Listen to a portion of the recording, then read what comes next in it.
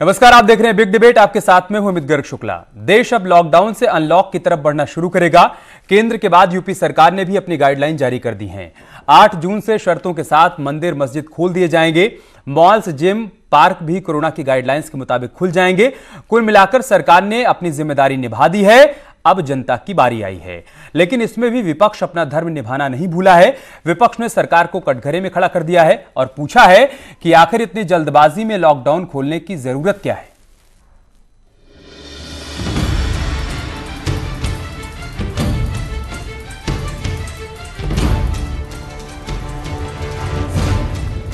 मेरा विश्वास है तमाम लोगों से बात करने के बाद कि जिस दिन मोदी जी ने लॉकडाउन डिक्लेयर किया था उन्हें 1 सप्ताह का समय देना चाहिए था मजदूरों को, छात्रों को या जो लोग बाहर थे कि वो अपने घरों तक लौट सके। उसके बाद लॉकडाउन 31 मार्च के बाद डिक्लेयर करना चाहिए था। इससे देश का विकास भी प्रभावित नहीं होता, क्योंकि फाइनेंशियल ईयर 31 को समाप्त होती है।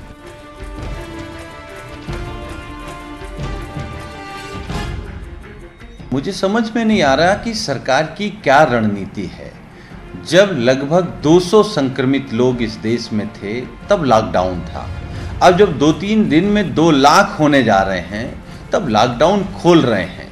तो आखिर वो कौन एक्सपर्ट थे जिन्होंने सरकार को 200 पर कहा था कि लॉकडाउन कर दीजिए और अब 2 लाख पर कह रहे हैं कि खोल दीजिए। हमारा अनुभव जनित निष्कर्ष है कि लॉकडाउन में अभी पूर्णतः छूट देना जल्दीबाजी में उठाया गया कदम है। यह सुविचारित कदम नहीं है। अभी जब केसेस बढ़ रहे हैं, लोगों के मन में कोरोना को लेकर एक अनजाना सा भय पूरी तरीके से व्याप्त है। ऐसे में पूर्णतः छूट देना कहीं न कहीं गलत है।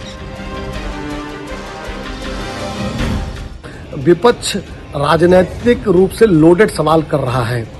अगर हम कांग्रेस की बात करें तो 8 मई को जहां राहुल गांधी जी कहते हैं कि लॉकडाउन खुलना चाहिए, वहीं 26 मई को कहते हैं कि लॉकडाउन में ढील क्यों दी जा रही है।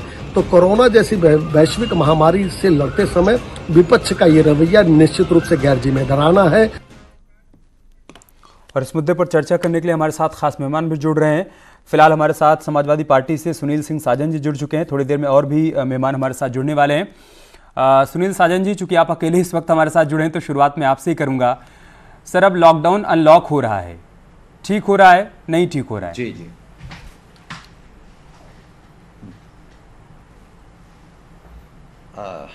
देखिए, मैं केवल ये सरकार से समझना चाहता हूं कि जब लॉकडाउन पहला हुआ तो 200 समथिंग संक्रमित लोग इस देश में थे।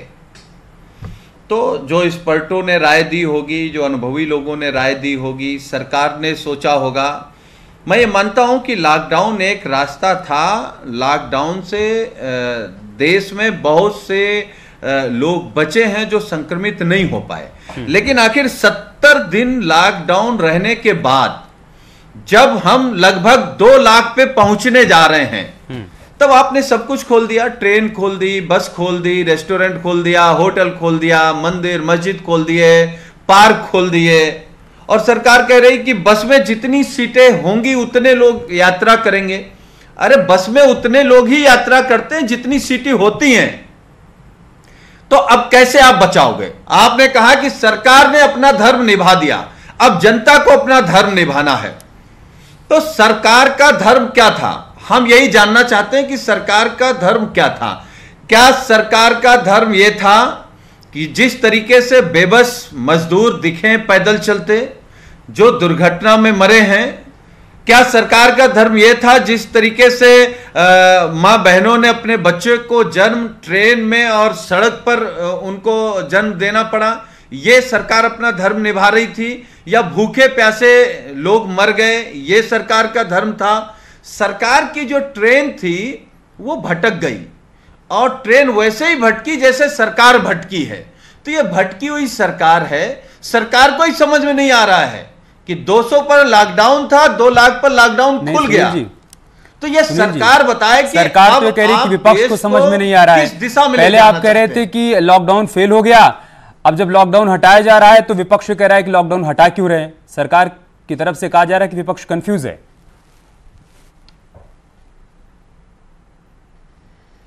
नहीं, मैं कह रहा हूं कि हम भी इसी देश में हैं, आप भी इसी देश में हैं। हम केवल आपसे ही जानना चाहते हैं, हम आपको ही सरकार मान लें। हम कह रहे हैं आप बता दीजिए, जब 200 लोग थे तो लॉकडाउन था, आज जब 2 लाख लोग होने जा रहे हैं तो लॉकडाउन खोल के, इसका मतलब लॉकडाउन अगर खुल रहा है जिस तरीके से मंदिर, मस्जिद, पार्क और रेस्टोरेंट, होटल, तो हम 2 लाख से 20 लाख कब पहुंच जाएंगे हम जान ही नहीं पाएंगे। तो देश को तो आप मतलब बिल्कुल बीमारी के मुहाने पर खड़ा करना चाहते हैं। ठीक है, हरीश श्रीवास्तव जी जुड़ गए हैं, उनसे जवाब अब ये सरकार बताए। अभी उत्तराखंड सरकार पूरा क्वारंटीन हो गई है, किसी के मन में क्या उत्तर प्रदेश की भाई जब सरकार मुट्ठी भर केस थे, जब 600 केस थे, तब आपने कहा संपूर्ण लॉकडाउन किया जा रहा है। तो अब जब आंकड़ा बढ़ के 2 लाख के आसपास पहुंच गया तो आप लोग कह रहे हैं कि ताला खोल दे रहे हैं। तो मतलब ऐसा क्यों हो रहा है, ये बात समझ में नहीं आ रही लोगों को।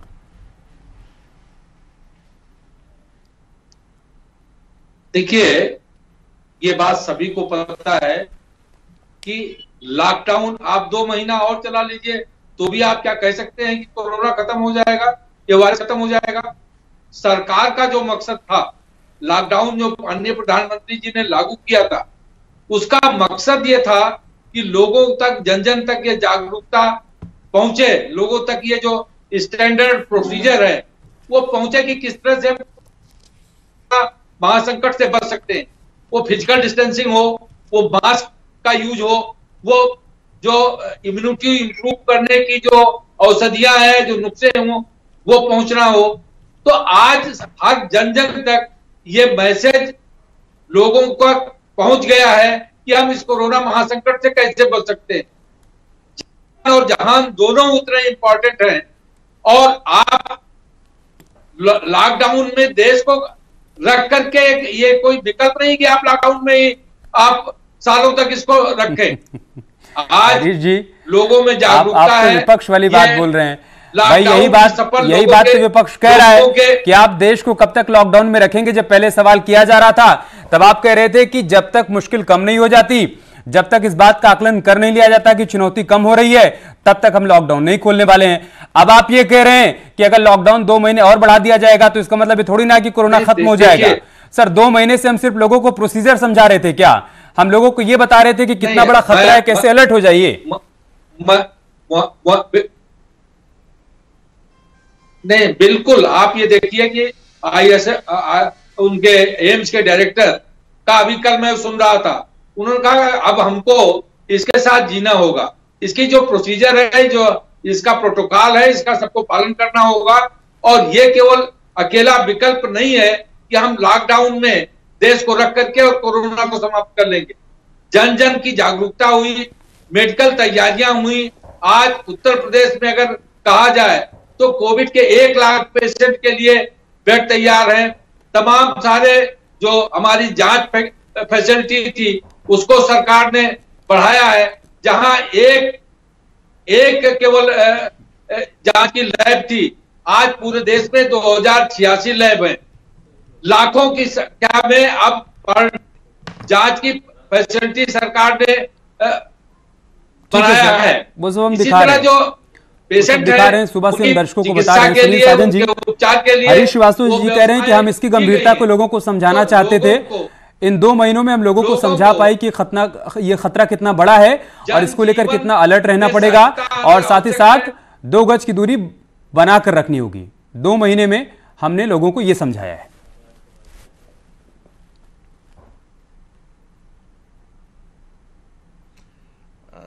देखिए, भारतीय नहीं, इलाज भी किया है। आज आप देखिए क्या कहें, हमारा जो रिकवरी रेट है, हाँ सर, इलाज किया है, रिकवरी रेट भी हम दिखा रहे हैं, सबसे ज्यादा है। हम दिखा रहे हैं, दिखा रहे हैं। जब देश के प्रधानमंत्री, माननीय प्रधानमंत्री जी ने पहला लॉकडाउन किया तो हमको, आपको सबको याद है, उन्होंने 21 दिन मांगे।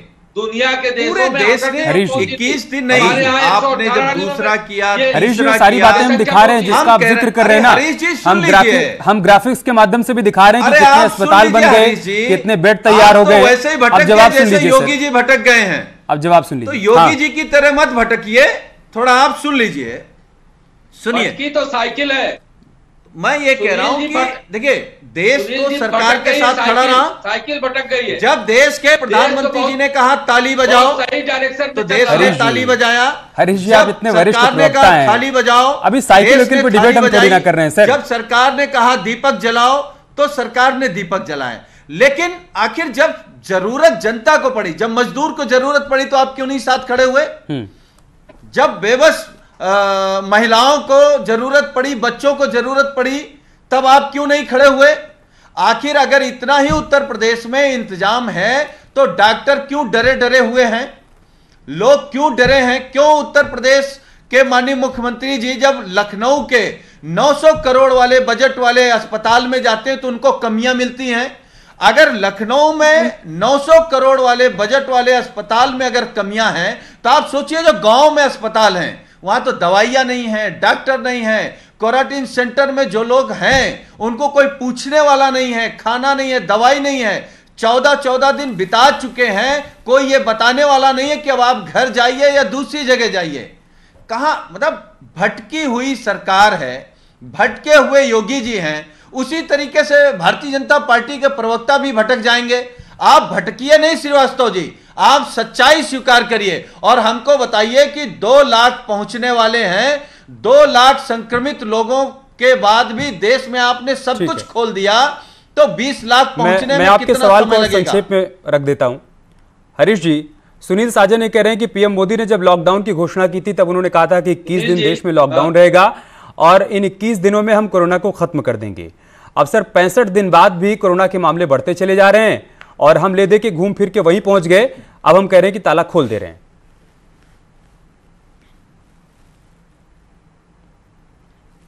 नहीं, देखिए आप जान और जहान दोनों इंपॉर्टेंट है और आज आप देखिए कि उत्तर प्रदेश का रिकवरी रेट 60% के आसपास है। ओवरऑल देश का रिकवरी रेट भी 40% से ऊपर है, 42-44% है। तो ये जो बातें कही जा रही हैं आज विपक्ष की तरफ से, जो नकारात्मक जिस तरह की बात हो रही है कि मुझे लगता है कि अब तक 50 लाख से ज्यादा लोगों को, कामगारों को, श्रमिकों को ट्रेनों द्वारा उनके ससम्मान उनके घर पहुंचाया गया। 80 करोड़ गरीब लोगों को राशन और भोजन पहुंचाया गया, उनके अकाउंट में सीधे पैसे डाले गए। तो ये जो विपक्ष का रवैया है कि हर समय नकारात्मक बात करना और नकारात्मक चीजों को लेकर के देश को भ्रमित करने की कोशिश करना, लेकिन सुनील साजन जी को ये देखना चाहिए कि मेरठ में, बाकी अन्य क्वारंटीन सेंटर में बहुत सारे लोग ने सरकार के प्रबंध की बहुत प्रशंसा की। हो सकता है कि इक्का दुक्का अपवाद स्वरूप कहीं के क्वारंटाइन सेंटर में कोई अव्यवस्था रही हो तो वो सिस्टम की अव्यवस्था रही होगी और बहुत सारे जो मरीज जो पेशेंट इसके ठीक होकर के निकले, उन सब ने सरकार की जो प्रबंध था, जो व्यवस्था थी, उसकी बड़ी प्रशंसा की। आप पूरे उत्तर प्रदेश में आप देख लीजिए तो अनेक जगहों पे जो कोरोना संक्रमित लोग अस्पताल से डिस्चार्ज होकर के निकले, उन्होंने डॉक्टर की और वहां के व्यवस्था की भूर प्रशंसा की। इस तरह क्वारंटीन सेंटर में भी अनेक रिपोर्ट आप लोगों ने दिखाया कि जहां लोगों ने जो क्वारंटीन सेंटर में व्यवस्था थी, जिस तरह का वहां व्यवहार किया गया, सब कुछ रिपीट हो रहा है। लोग बहुत प्रसन्नता उन्होंने ये कहा, उन्होंने कहा कि अगर सब कुछ ठीक है ठाक था तो जब सीएम हॉस्पिटल का निरीक्षण करने पहुंचे तो नाराज क्यों हो गए? अगर सब कुछ ठीक ठाक था तो फिर सीएम नाराज क्यों हो गए? कुछ तो गड़बड़ रहा होगा ना, वो ये कह रहे हैं। देखिए, अगर कहीं कोई अव्यवस्था होगी तो प्रदेश के मुखिया हैं, उनका नाराज होना स्वाभाविक है और उनका काम ही है, प्रदेश के मुखिया का काम। पूर्व आईएएस डॉक्टर अनीस अंसारी भी हमारे साथ जुड़ चुके हैं। जहां भी कोई अनीस अंसारी जी, जहां कोई दिक्कत हो उसको, क्या हम इस स्थिति में पहुंच गए हैं क्या सर कि अब ताला खोल दिया जाए जैसा कि कल से होने जा रहा है, क्योंकि अब लॉकडाउन को अनलॉक कहा जा रहा है? कैन यू सी मी? आप देख सकते हैं मुझे विजुअल्स में? हाँ सर, हम आपको देख भी पा रहे हैं, सुन भी पा रहे हैं। और अगर आप सवाल को सुन पा रहे हो सर, तो मेरा सवाल यही है कि क्या हम इस स्थिति में पहुंच गए हैं क्या कि लॉकडाउन को अनलॉक में तब्दील कर दिया जाए? नहीं, अभी अनलॉक करने की स्थिति में भारत नहीं पहुंचा है। उसकी वजह ये कि अभी जून और जुलाई में का लोग बता रहे हैं कि तादाद में नए मरीज पैदा होंगे, तो इस वक्त थोड़ा रिलैक्स करने से गुरेज करना चाहिए था, बचना चाहिए था। खासतौर से ऐसी जगह जहाँ पर आप कुछ कर नहीं सकते, जैसे अगर आप रिलीजियस प्लेसेस खोल देंगे, मस्जिद, मंदिर, ये वो, तो वहां अगर लोग एक साथ इकट्ठा हो जाएंगे तो आप पुलिस फायरिंग भी नहीं, लाठीचार्ज भी नहीं कर सकते, क्योंकि वो मजहब का मामला इकट्ठा हो जाएगा। तो ये चीजें, या मॉल्स वगैरह हैं, रेस्टोरेंट हैं, इनमें आप क्या करेंगे अगर कोई वायलेट करता है? तो मैं समझता हूँ कि इस वक्त बहुत जल्दबाजी से काम हो रहा है। एक रिपोर्ट आज छपी है हिंदुस्तान टाइम्स में, जो Indo global social service society की है, Indo global social service society. इन्होंने एक रिपोर्ट दी है नेशनल डिजास्टर मैनेजमेंट अथॉरिटी को। उसमें दो अहम बातें की।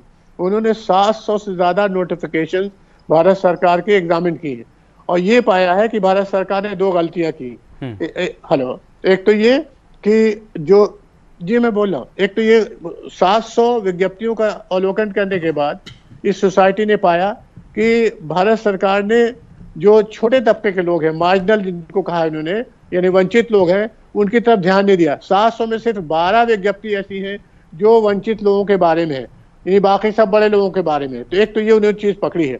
दूसरा उन्होंने ये कहा है कि जो फैसले किए गए, एक तो देर में किए गए और दूसरे इसको लागू करने में आगे पीछे पसोपेश होती रही। ये बड़ी खामियां है जो जनता को भी मालूम है। और ये रिपोर्ट खाली एक रिपोर्ट है, इस रिपोर्ट को नेशनल डिजास्टर मैनेजमेंट अथॉरिटी ने कबूल कर लिया है। यानी सरकार की सबसे बड़ी एजेंसी जो इस वक्त कोरोना को हैंडल कर रही है, वो मान रही है कि जो कहा गया सही है। तो सरकार खुद जब कबूल कर रही है कि उन्होंने छोटे तबके के लोगों पर ध्यान नहीं दिया, या उन्होंने जो फैसले किए या तो देर में हुए या देर होने के बाद पसोपेश करते रहे, कभी बदल दिया कभी आगे चले गए, तो इससे अंदाजा हो रहा है। और अगर किसी को देखना हो कि सरकार ने कहाँ पे गलती की, तो किसी भी नेशनल हाईवे में जाके कोई देख ले कि कितने लोग नंगे पैर सख्त गर्मी में, बिलबिलाती हुई गर्मी में चले जा रहे हैं, चिलचिलाती हुई गर्मी में, ना कोई उनको पानी पिलाने वाला है, ना खाना देने वाला। अब सरकार को क्या करना चाहिए? सरकार को इमीडिएटली तो जितने भी लोग लुटे पिटे आ रहे हैं, इनको 10,000 रुपए देना चाहिए उनके अकाउंट में, ताकि जो पिछले 2-2.5 महीने में उनका नुकसान हुआ है उसकी इमीडिएट भरपाई हो जाए।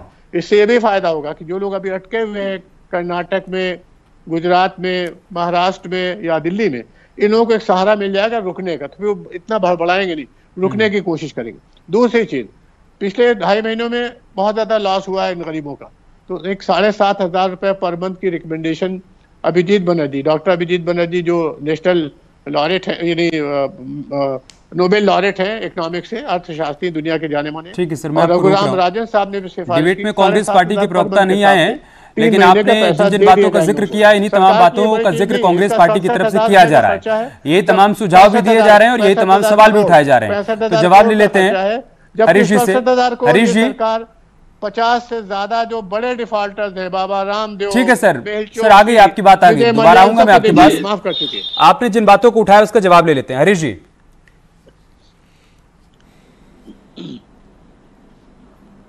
आपने मेरी बात कह दी। अनीस अंसारी साहब जो हैं रिटायर्ड ब्यूरोक्रेट जरूर हैं, लेकिन पॉलिटिकल बात कर रहे हैं और वो एक सोसाइटी का किसी का पेपर का बात कर रहे हैं। आजकल बहुत सारे इस तरह के पेपर पब्लिश हो रहे हैं, बहुत सारे आकलन, बहुत सारे आकलन प्रस्तुत किए जा रहे हैं। और वायरोलॉजी के एक डायरेक्टर का भी मैंने रिपोर्ट देखी थी, जिन्होंने कहा कि ये धीरे धीरे करके ये वायरस जो है वो आम फ्लू की तरह हो जाएगा। आवाज नहीं, इसकी जो ऑडियो नहीं आ रहा है, जो इसकी भारक क्षमता है बहुत कम हो जाएगी। तो इस तरह से बहुत सारी रिपोर्ट है जो अनीस अंसारी साहब को जो रिपोर्ट सूट कर रही थी उसको उन्होंने कोट किया। और आप ठीक कह रहे हैं कि वही बात जो राहुल गांधी और प्रियंका वाड्रा जो बातें कर रहे हैं, उसी बात को अनीस अंसारी साहब कह रहे हैं। ठीक है, लेकिन डॉक्टर एमएस कंवर भी हमारे साथ जुड़ चुके हैं, बहुत सारे जो विशेषज्ञ हैं और डॉक्टर एमएस कंवर की जो राय है, दुनिया के तमाम देशों में जहां जहां लॉकडाउन लगाया गया, सर हमने देखा कि जब वहां पर संक्रमण के मामले कम हुए, वहां पर नंबर ऑफ केसेस जब कम हुए तो उसके बाद लॉकडाउन को हटाया गया। हमारे यहां सर नंबर बढ़ रहे हैं तो हम लॉकडाउन को अनलॉक कर रहे हैं, ऐसा क्यों सर?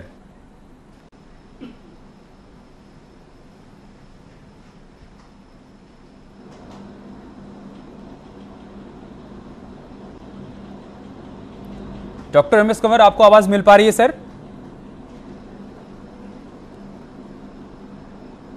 जी सुनाई दे रही है सर। मेरा सवाल यह कि दुनिया के तमाम देशों में लॉकडाउन तब हटाया गया जब वहां पर केसेस कम हो गए। हमारे यहां सर हम लगभग 2 लाख के आसपास पहुंच चुके हैं और हम चीजों को अनलॉक कर रहे हैं, ऐसा क्यों? उसके एक दो वजहें हो सकती हैं। एक तो ये कि आप ये मत सोचिए कि हर जगह दुनिया में लॉकडाउन तभी हटाया गया या कम पार्शियल लॉकडाउन किया गया जब उनके नंबर्स कम होने शुरू हो गए थे। वो एक ऐसी स्टेज आ गई थी जब उन्होंने देखा कि अब इकोनॉमी बिल्कुल बैठ रही है और lockdown is not the final answer, और लॉकडाउन करने के बावजूद हमारे नंबर्स अभी भी बरकरार हैं। तो उन्होंने तब सोचा कि अब एटलीस्ट इकोनॉमी को ही खोलें और प्रिकॉशंस सारी लेकर के, जो मेन 3 प्रिकॉशंस हम लेके चलते हैं वो लेकर के रिस्क जो है वो उठाया जाए। लेकिन उससे ज्यादा एक इंपॉर्टेंट रीजन मैं आपको बताना चाहता हूं, वो ये कि जब एंटीबॉडी टेस्ट किए गए उसमें ये देखा गया कि जितने जो एक्चुअली इन्फेक्शन फैटेलिटी रेट है, एक तो होता केस फैटेलिटी रेट जिसकी हम जिक्र करते आए हैं पिछले 3 महीने से, और एक होता है इन्फेक्शन फैटेलिटी रेट कि एक्चुअली इन्फेक्शन कम्युनिटी में कितना है और उसमें से कितने लोग बच नहीं पाए।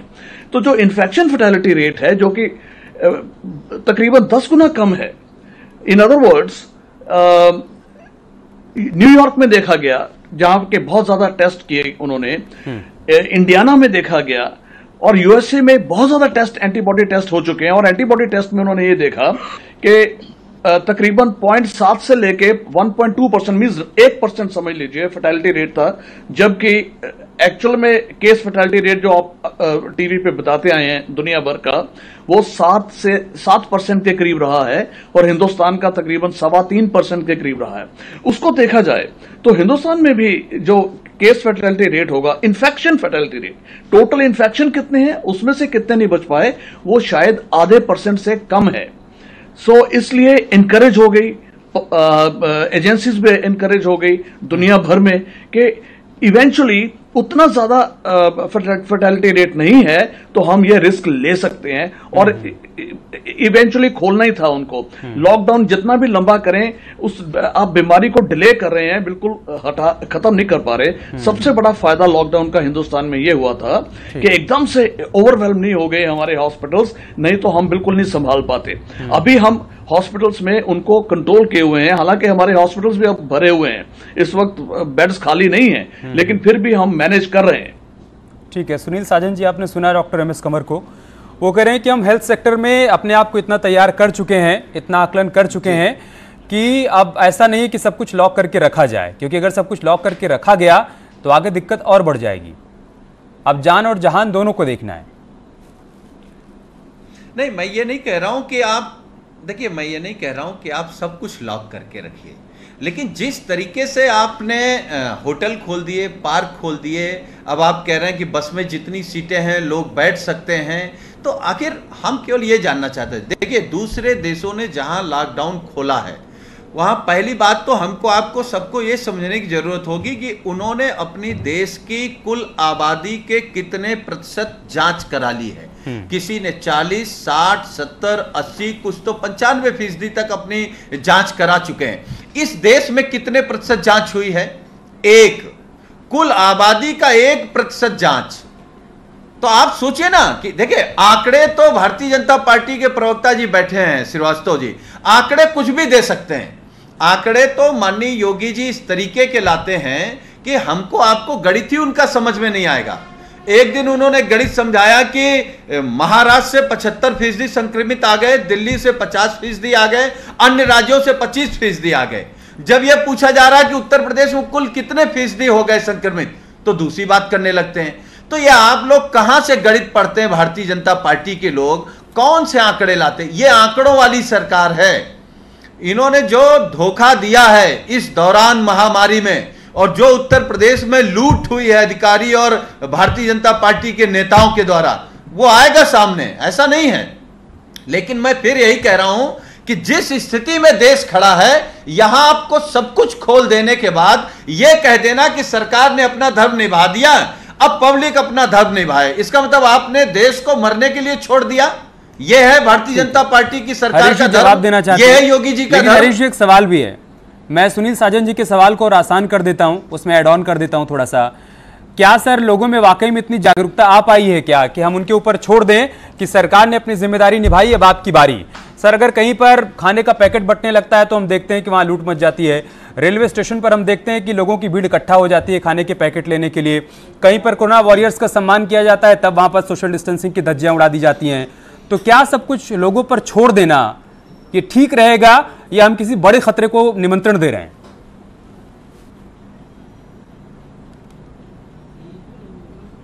देखिए, सुनील साजन जी जो आंकड़ा पेश कर रहे हैं कि 95% कंट्रीज ने जांच करा ली है, तो ये सब इस तरह की भ्रामक आंकड़े पेश करके माने देश की जनता को आप भ्रमित नहीं कर सकते। सुनील साजन जी, अब उत्तर प्रदेश के लोग या देश के लोग बहुत जागरूक हैं। सरकार ने क्या काम किया, हमेशा गरीबों के साथ। अरे भ्रमित कौन कर रहा है? भ्रमित आप कर रहे हैं, भ्रमित योगी सरकार कर रही है। लूट की कल्चर मतलब इस महामारी में भी राजनीति खोज रहे हैं आप। लूट की कल्चर समाजवादी आपसे जो पूछा जा रहा है आप वो बताइए। क्या ये देश राजनीति खोज रहे हैं? क्या ये देश को आपने मरने के लिए छोड़ दिया? सुनील साजन जी, अरे हम नहीं कर रहे हैं, हम तो आपसे सवाल कर रहे हैं। आप सरकार में, हम विपक्ष में, हम सवाल करेंगे और हमारे सवालों को जवाब आपको, आपकी सरकार को, योगी सरकार को देना पड़ेगा। आप महामारी के नाम पर क्यों लूट करेंगे? आपके जो डीएम हैं वो आप देश के, वो जब बेबस बच्चों को देखते हैं तो उनको अपना बचपना याद आ जाता है, मनोरंजन कर रहे हैं। इस महामारी में भी आपकी सरकार भ्रष्टाचार के साथ साथ मनोरंजन करेगी। जनता पार्टी में कल्चर नहीं है। कैसी नैतिकता है?